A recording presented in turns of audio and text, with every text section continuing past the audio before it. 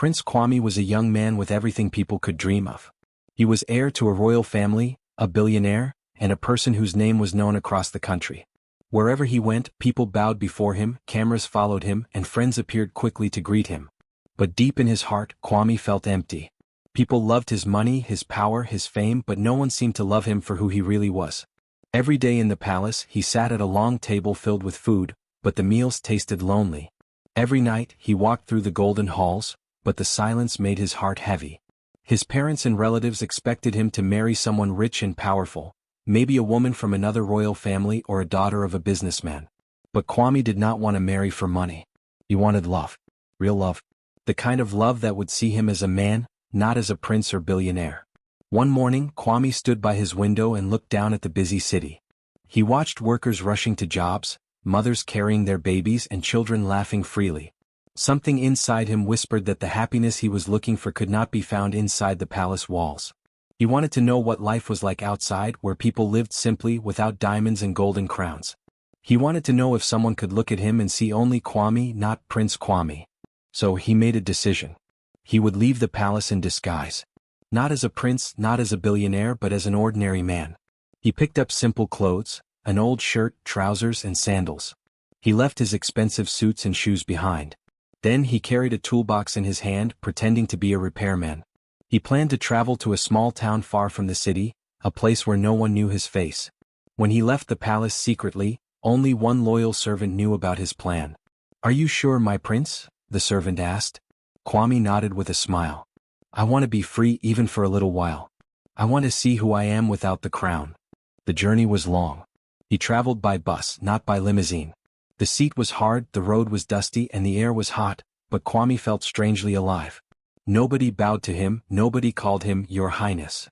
He was just another young man carrying a bag and toolbox. For the first time he felt invisible, and that invisibility gave him peace.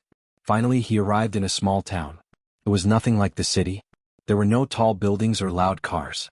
Instead there were small shops, bicycles, and children playing in the dusty streets. The air smelled of roasted corn and fresh bread. People greeted each other warmly, and neighbors laughed together. Kwame felt as if he had entered another world. As he walked through the town he noticed a little shop on the corner. The sign above read, "Efua's General Store." Inside, shelves were filled with rice, beans, sugar, and small household items. Behind the counter stood a young woman, Efua.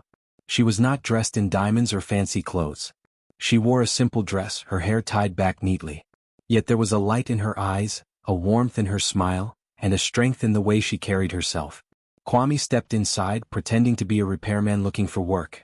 Efua greeted him kindly. "Good afternoon. Can I help you?" Her voice was calm, without fear, without flattery. She did not recognize him, and for the first time in years Kwame felt relief. "Yes," he replied softly. "I'm new here. I fix things, radios, bicycles, doors, anything that is broken." Efua smiled. "That's good. People in this town always need help with repairs. My shop's back door is stuck. Maybe you can look at it tomorrow." Kwame agreed. Their conversation was simple, but it touched him. She treated him as an ordinary man, not as someone rich or famous. When he left the shop, he found himself smiling in a way he had not smiled for years. Days passed, and Kwame began to live in the small town as a repairman. He fixed radios that played music again, bicycles that carried children to school, and chairs that old men sat on while playing board games. The people liked him because he worked with honesty and kindness. They called him the repairman with a warm smile. But for Kwame, the most special part of his day was when he visited Efua's shop.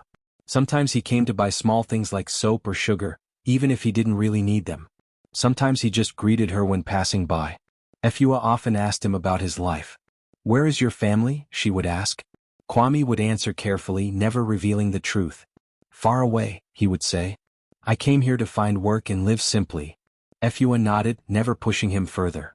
She respected his privacy, and Kwame appreciated that. Slowly their conversations grew longer. They talked about books, dreams, and childhood memories. Efua told him about her struggles running the shop alone after her parents passed away. She told him how hard it was to earn money, but also how proud she was to stand on her own feet. Kwame listened, touched by her strength. He wanted to tell her everything, that he was not just a repairman, that he was a prince, that he had more money than she could imagine. But fear stopped him. He was afraid that if she knew the truth, she would treat him differently. He wanted her to see only the man he was, not the wealth he carried. One evening after a long day of fixing bicycles, Kwame sat under a tree in the town square. Children ran around him laughing. The air was filled with music from a small radio he had repaired earlier. For the first time in his life he felt free, free from the heavy crown, free from expectations, free from fake smiles. And it was all because of this small town and the kindness of a woman named Efua. That night, he lay awake in the small room he had rented. He thought about the palace, the wealth, the responsibilities waiting for him. But his heart kept returning to Efua's smile, her voice, and the way she saw him as just a man. He realized that something had begun to change inside him. His journey to escape had become more than an adventure. It had become the beginning of a story he never expected to write.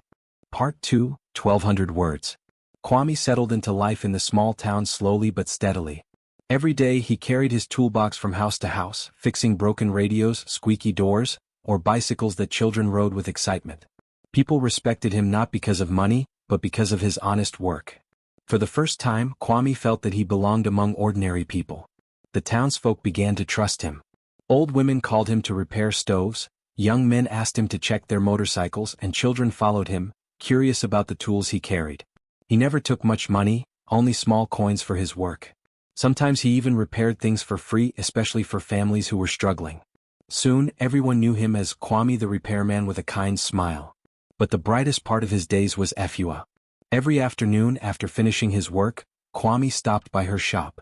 At first he came with small excuses, to buy soap, a loaf of bread or a few matches. But soon, Efua noticed that he stayed longer than necessary, talking to her about life in the town. Efua was hardworking. From morning till night, she stood behind her counter, selling rice, beans, sugar, and other daily items. She greeted every customer warmly, even if they bought only one small thing. Kwame admired her patience. She never complained, even when she was tired. Her smile carried strength and her laughter sounded real. One afternoon, when Kwame entered the shop, Efua offered him food. "You work so hard," she said gently, handing him a bowl of rice and stew. Kwame was surprised. He was used to being served food on golden plates in the palace, but no meal had ever touched him the way Efua's simple dish did. He smiled, thanked her, and ate with joy. They began to share stories. Efua told him about her childhood, how her parents built the shop with their bare hands, and how she promised to take care of it after they passed away. She told him about her dreams. Maybe one day she would expand the shop into a bigger store, maybe even open a bakery. Kwame listened closely, touched by her determination. When it was his turn, Kwame kept his answers simple. "Where did you come from?" Efua asked one evening. Kwame looked away for a moment, afraid of revealing too much. "From far away," he said softly. "I left because I wanted to live simply." Efua nodded. She did not push him with more questions. She respected his silence, and that made Kwame's heart lighter. Days turned into weeks, and their bond deepened. Sometimes, Kwame helped Efua carry heavy bags of rice into her shop. Other times he repaired broken shelves or the squeaky lock on her storeroom door. Efua was grateful, but more than that, she enjoyed his company. She noticed that he was different from other men she knew. He did not brag, he did not gossip, and he did not treat her with arrogance. Instead he listened, laughed, and cared. Rumors, however, began to spread. People in the town noticed how often Kwame visited Efua's shop. Old women whispered to each other, "That new repairman spends too much time with Efua." Some men joked, "Maybe he wants more than bread and sugar from her store." But Efua ignored the whispers. She had nothing to hide. Kwame, on the other hand, felt nervous. He carried a secret too heavy to share. Sometimes, when Efua looked into his eyes with curiosity, he wondered if she could sense that he was hiding something. At night, in his small rented room, he lay awake thinking, what if she finds out who I really am? Will she still smile at me? Will she still bring me food? Or will she see me as another rich man to admire from far away? One day Efua fell ill. She stayed home, leaving her shop closed. When Kwame heard about it, he rushed to her small house carrying fruits and medicine. Efua was surprised to see him. "You didn't have to come," she said weakly. Kwame shook his head. "Of course I had to come. You've cared for me, and now it's my turn to care for you." He cooked simple porridge for her, stayed by her side, and even swept her small yard.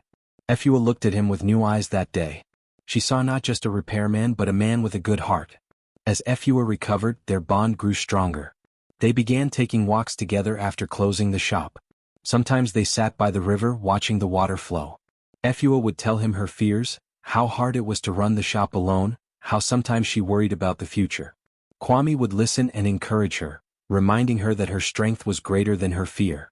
One evening, while walking under the moonlight, Efua said softly, "Kwame, you are different.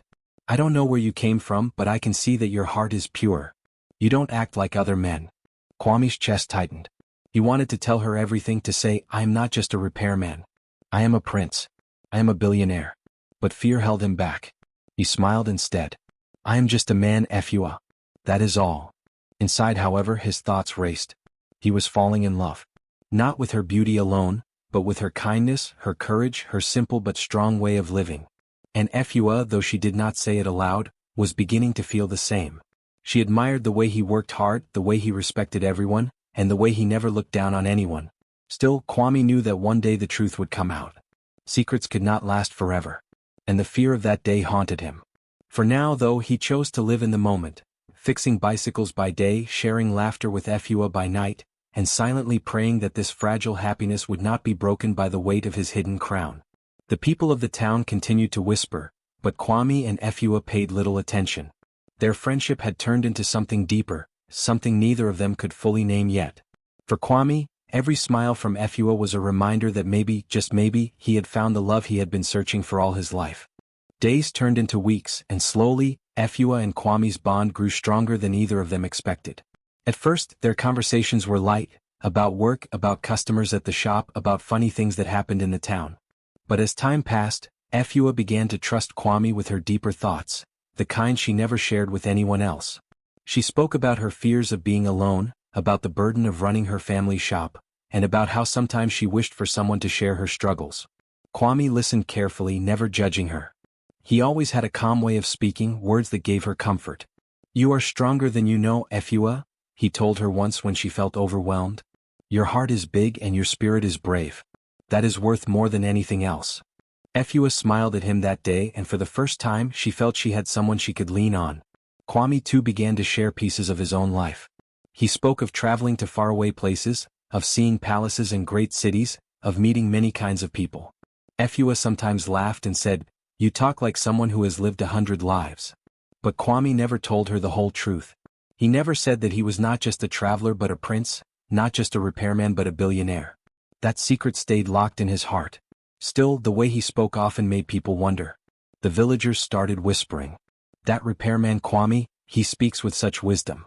He knows things men from small towns don't usually know." Others said, "Look at the way he carries himself. Are we sure he is just a poor man with tools?" Rumors spread like fire in the wind. Efua heard some of these whispers. At first she ignored them. When someone asked, "Efua, why do you spend so much time with him? Don't you think he is hiding something?" she would defend him. "Kwame is kind and honest. He helps everyone. What else matters?" she would say firmly. Deep inside, however, even Efua sometimes wondered, who was Kwame really? One evening, after a long day at the shop, Efua and Kwame walked together outside the town. The sky was clear, and the stars sparkled above them like diamonds. They sat under a big tree near the river, listening to the sound of water flowing. Efua leaned back against the trunk, tired but content. Kwame sat close, his heart beating fast. He looked at her kind face lit by moonlight, and he felt an urge to tell her everything. "Efua," he began softly. His voice was serious. She turned to him, her eyes calm and expectant. "There is something about me that I have not told you." Efua tilted her head, curious. "What is it, Kwame? You can tell me anything." Kwame took a deep breath. His mind raced. "This is the moment. Tell her who you are. Tell her the truth." He imagined her reaction. Maybe she would be shocked, maybe she would laugh in disbelief, maybe she would hate him for hiding it so long. His chest tightened with fear. I did not grow up the way most people here did," he said carefully. "I have seen a different life. Sometimes I wonder if you would look at me differently if you knew everything about me." Efua smiled gently. "Kwame, we all have secrets. But I judge people by their actions, not their past. You have been nothing but kind to me, and that is enough." Her words warmed his heart, but at the same time, they made him hesitate even more. The truth pressed on his lips, yet he stopped. He could not do it. Not that night. He smiled weakly and shook his head. "Another time, Efua. I will tell you another time." She did not push him. Instead, she looked back at the stars and whispered, Whatever it is, I believe you have a good heart. Kwame's chest ached with guilt. He wanted to believe her words, but a voice inside reminded him that his silence was a lie. He had promised himself when he first came to the small town that he would live simply, but now, as his feelings for Efua deepened, the lie grew heavier. As days passed, the villagers' curiosity grew louder. Some admired him. Kwame is special, they said. He works hard, but his words carry power. He must have come from somewhere important. Others became suspicious. What is he hiding? Why does he never speak about his family? Why does he look at Efua like she is more than just a friend? Efua stayed by his side through it all. She defended him when people gossiped. But at night, when she was alone, she sometimes wondered if her heart was safe. She had already grown fond of him, too fond. And if one day he left, or if one day his secrets hurt her, she knew it would break her heart. For Kwame, the struggle became stronger each day. He fixed bicycles, doors and radios with a smile, but inside he carried the weight of two lives. The life of Prince Kwame, the billionaire heir to a royal throne, and the life of Kwame the repairman, the man who was slowly falling in love with a shopkeeper in a small town. One evening, when they walked by the river again, Efua asked quietly, "Kwame, do you ever think about the future? About what will happen to us?" Her voice was soft, almost shy. Kwame's heart raced. He wanted to say, "Yes, I think about it every night. I want you in my future. I want to love you forever." But fear silenced him. "I do think about it," he said finally. "But sometimes the future is harder to see than the stars above us." Efua nodded slowly, not fully understanding his meaning, but sensing the weight in his words. That night, Kwame walked home alone with heavy steps. He knew that one day, sooner or later, he would have to reveal the truth. He could not live as two men forever. He would either lose her trust or risk losing her love if he stayed silent too long. The thought of losing Efua cut him deeply. Yet the thought of telling her and watching her walk away in anger or disbelief was just as painful. As he lay on his bed, staring at the ceiling, he whispered to himself, "Efua, forgive me. One day I will tell you everything. But not tonight." And so the secret remained. The villagers whispered, Efua wondered, and Kwame carried his hidden crown like a burden on his heart. The truth came out sooner than Kwame had planned. He had hoped to wait, to choose the right moment, to find the perfect words to tell Efua who he really was. But life has a way of uncovering secrets at the most unexpected times. It happened one quiet morning in the small town. The sun had just risen, casting a golden light on the dusty streets. Children played with wooden toys, women swept the front of their shops, and men prepared for another day of work. Efua was at her little shop, arranging jars on the shelves, when the sound of horses filled the air. At first, people thought it was a group of traders or travelers passing through. But when they saw the shining uniforms, the flags of the royal house, and the swords at the soldiers' sides, whispers began to spread quickly. "Palace guards," someone said. "What are they doing here?" The soldiers rode into the town square and stopped. The captain, a tall man in golden armor, unrolled a parchment and spoke loudly so everyone could hear. "We are searching for His Royal Highness, Prince Kwame, the heir of the kingdom. He has been missing for many weeks. The king demands his safe return." The crowd gasped. Their eyes moved from the soldiers to the faces of the townspeople. Confusion rippled through the air. And then, slowly, every gaze turned toward one man, the quiet repairman who had been fixing bicycles and radios, the man with wise words and gentle hands. Kwame. For a moment, silence ruled the square. Then the impossible happened. The soldiers dismounted, walked toward Kwame and bowed deeply before him. "Your Highness," the captain said with respect, "we have finally found you." The villagers erupted into shocked voices. "Prince? Did he say Prince Kwame? All this time he was royalty? He lied to us." Some people were awed, others were angry, and some were simply speechless. Efua stood frozen near her shop, her hands trembling. She looked at Kwame, her heart pounding in her chest. Everything inside her felt as if it had shattered. "You," she whispered, her voice weak. "You lied to me." Kwame's face was pale. His secret, the one he had guarded so carefully, was gone. He walked toward her, ignoring the soldiers and the stares of the villagers. "Efua," he said softly, his voice filled with pain. "Please let me explain." But Efua shook her head. Her eyes were filled with tears and her lips trembled. The villagers looked at her with pity, some whispering, "Poor Efua. She gave her heart to a man who was never honest." Others said, "He deceived her and he deceived us all." Kwame raised his hands, trying to calm the storm. "I never wanted to hurt anyone," he said to the crowd, his voice louder now. "I only wanted to live as a simple man, to be loved for who I truly am, not for my crown or my wealth." His words carried sincerity, but they could not erase the wound. Efua turned away, her shoulders shaking as she tried to hold back her sobs. She had trusted him, defended him, believed in him. And now all of it felt like a lie. The soldiers urged Kwame to return to the palace, but he refused. "I will not leave until I have spoken to her," he told them firmly. Yet when he reached for Efua's hand, she stepped back. "Don't touch me, Kwame," she said, her voice breaking. "Or should I call you Prince? I don't even know who you are anymore." Her words pierced his heart like a blade. He wanted to fall to his knees, to beg for her forgiveness, to tell her that every smile, every laugh, every word they had shared was real. But the crowd was watching and Efua's pain was too raw. That night, the town was alive with gossip. Some villagers felt betrayed. "He lied to all of us. He lived among us pretending to be poor," they said. Others defended him. "Maybe he just wanted to live freely. Maybe his heart is pure." The small town was divided, but one truth was clear: nothing would ever be the same again. Efua sat alone in her shop long after the sun went down.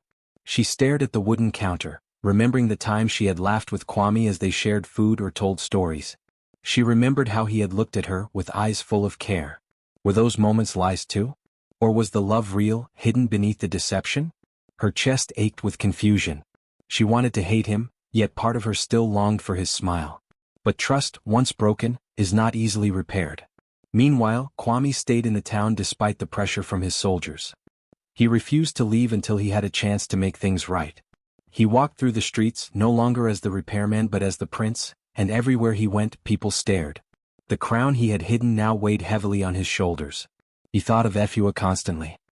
He wanted to tell her that he had lied only about his name, not about his feelings. That the man who fixed her shop door and shared her meals was the same man who had fallen deeply in love with her. That his crown meant nothing without her. But would she ever believe him again? The small town, once filled with laughter and simple joys, had turned into a stage for betrayal and broken trust. And in the middle of it all stood Efua and Kwame, two hearts that had found each other in truth, but now stood apart because of lies. That night, as the stars returned to the sky, just as they had on the night Kwame almost confessed, Efua looked up and whispered to herself, "Love should be honest. Without truth it is nothing." And somewhere not far away, Kwame whispered to the same stars, "Efua, I will not give up. Even if the whole world turns against me, I will prove to you that my love was never a lie." But the distance between them had already begun to grow, and neither knew if it could ever be crossed again. Weeks passed after the truth was revealed. The little town was no longer the same. People still whispered whenever they saw Efua, and her heart carried the heavy memory of betrayal.